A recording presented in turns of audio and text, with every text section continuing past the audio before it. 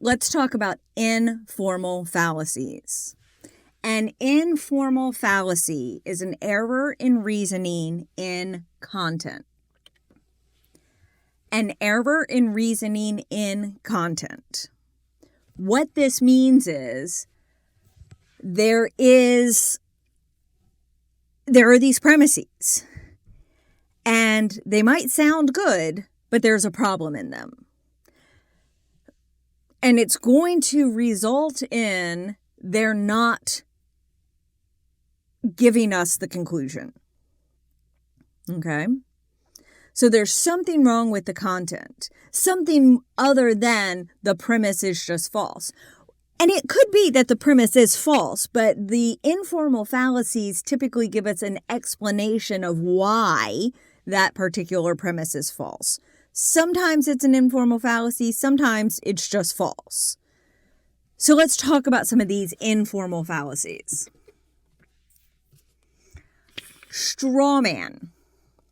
The straw man fallacy is the one that says that we take our opponent's view and we twist it around to make it seem awfully, awfully bad.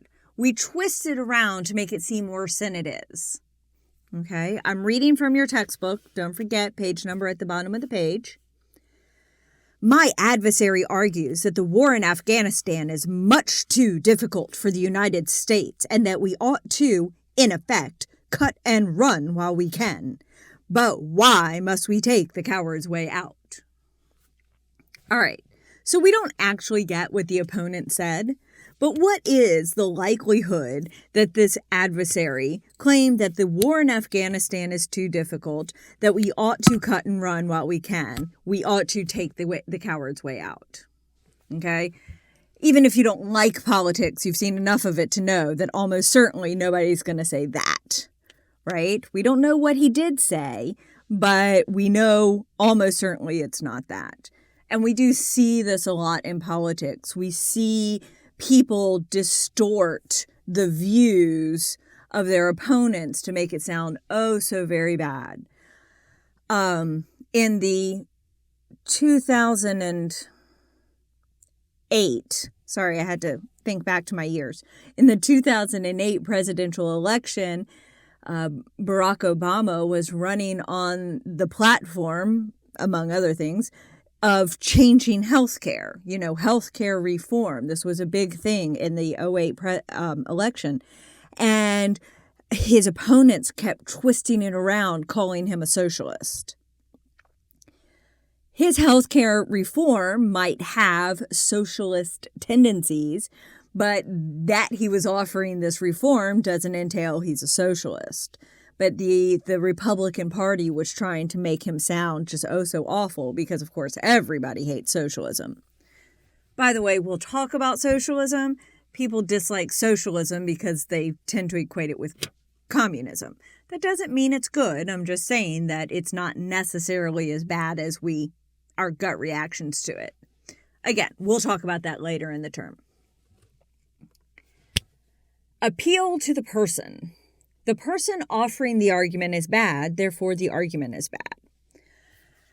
This is the argument that, okay, so you don't like somebody and they say something. Well, simply the fact that you don't like them means that you just automatically think whatever they have to say is false. In the 2012 election, there was a story that went around that Mitt Romney went on vacation back in the 80s and he tied his dog to the roof of the car.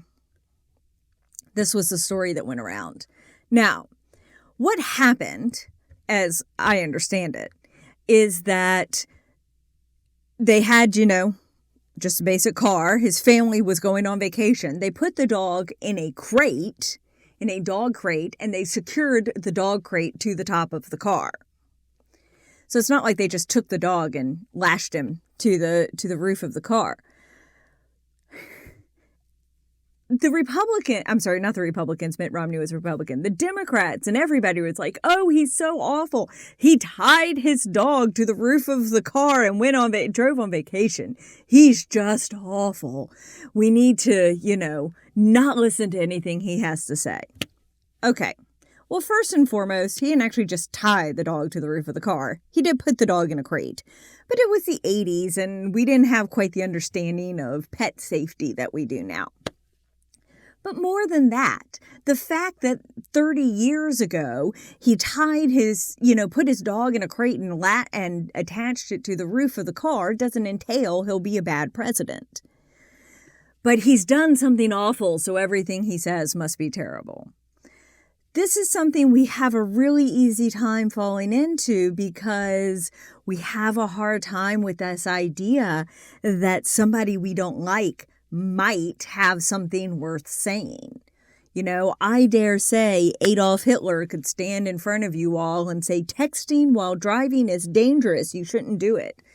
And some of you would go, that's Adolf Hitler. He's the son of Satan. I'm not going to listen to what he says, and I'm going to text while I drive. Look, the fact that he might be the son of Satan doesn't entail that he's wrong. Even people we don't like have something of value to say periodically. Okay, remember the old adage, even a broken clock is right twice a day. Okay, so we need to pay attention to what's being said rather than who's saying it.